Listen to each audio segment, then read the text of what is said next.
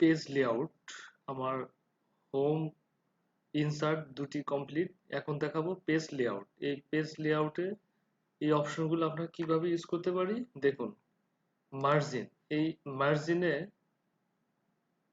আমরা সাধারণত একটা পেজের মার্জিন কতটুকুন হবে এতটুকুন আপনি কিভাবে নেবেন। তো আমি এই অপশনগুলি ইউজ না করে আমি সরাসরি চলে যাই কাস্টম মার্জিনে।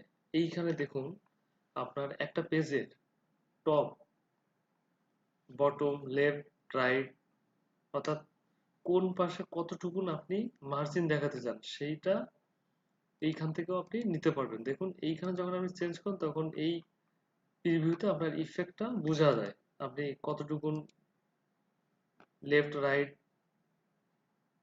বা বটমে কতটুকু নিতে চান। এটা আপনি এইখান থেকে জাস্ট আপনি সিলেক্ট করুন, হয়ে যাবে। তো নর্মালি ওয়ান থাকাটাই ভালো। নেক্সটে এই পেজটি আপনি কিভাবে শো করাতে চান দেখুন। এখানে মূলত আসলে দুইভাবে আপনি পেজটি দেখাতে পারেন। আবার পিপার এইখানে হয় সাধারণত আমরা A4টাই নর্মালি সচরাচর ইউজ করে থাকি। এরপরেও লিগাল পেজটা অনেক সময় ইউজ করা হয়ে থাকে। তো আপনার এখানে পেজ এই অপশনগুলোর মধ্যে আপনার প্রিন্ট আউট করার সময় লাগতে পারে।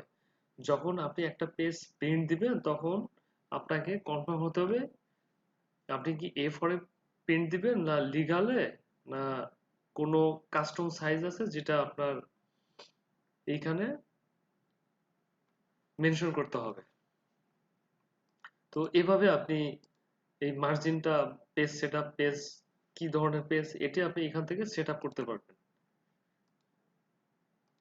দেন এটি আসলে অলরেডি হয়ে গিয়েছে। অর্থাৎ আপনি এই কাস্টম মার্জিনে গেলে আপনার পেজ সেটআপটা কমপ্লিট হয়ে যাবে। এই অপশনগুলো নিয়ে আপনার কাজ করতে হবে না। পেজ সাইজ, পেজটা কিভাবে আপনি দেখাতে চান বা প্রিন্ট দিতে চান। এখন দেখুন এই কলামটিতে আমি ক্লিক করলাম, এখানে কি আছে 1 2 3। এখন এইটার ইফেক্টটা কি, আপনি যখন অনেক লিখবেন তখন অনেক সময় হয়, কারণ পত্রিকাতে দেখে থাকি আপনার কিভাবে লেখা থাকে। তো ওইটা সাধারণত এই কলামটা আপনার ভাগ করতে হবে। আপনি যদি এখানে 1 দেন তাহলে একটাই আসবে লেখা। এখন আপনি যদি 2 দেন কি হবে দেখুন। আমি এইভাবে জাস্ট আপনার বোঝার সুবিধার্থে আমি লিখি। দেখুন এইটুকুন বাদ থাকে, অর্থাৎ এইখানে এই প্যাড এই কলামটা হয়ে গেলে দেন আপনার আরেকটি কলাম শুরু হবে। এভাবে আপনার কাজ করতে পারবেন।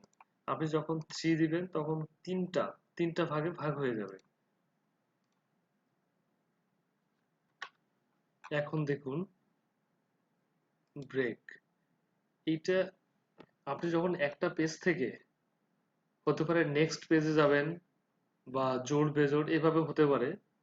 তো সেই ক্ষেত্রে এখানে অপশন দেওয়া আছে, জাস্ট আপনি এই নেক্সট পেজে ক্লিক করলে আপনার নেক্সট পেজে শো মানে চলে যাবে। আবার ইভেন্ট পেজে গেলে ইভেন্ট পেজে শো করবে। তো এই অপশনগুলো আপনি জাস্ট ক্লিক করে করে দেখুন, তাহলে আপনি আরো ক্লিয়ার হতে পারবেন।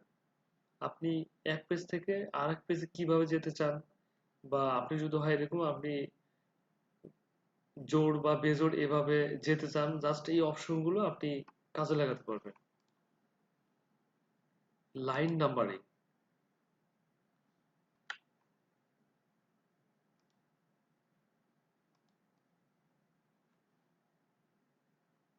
দেখুন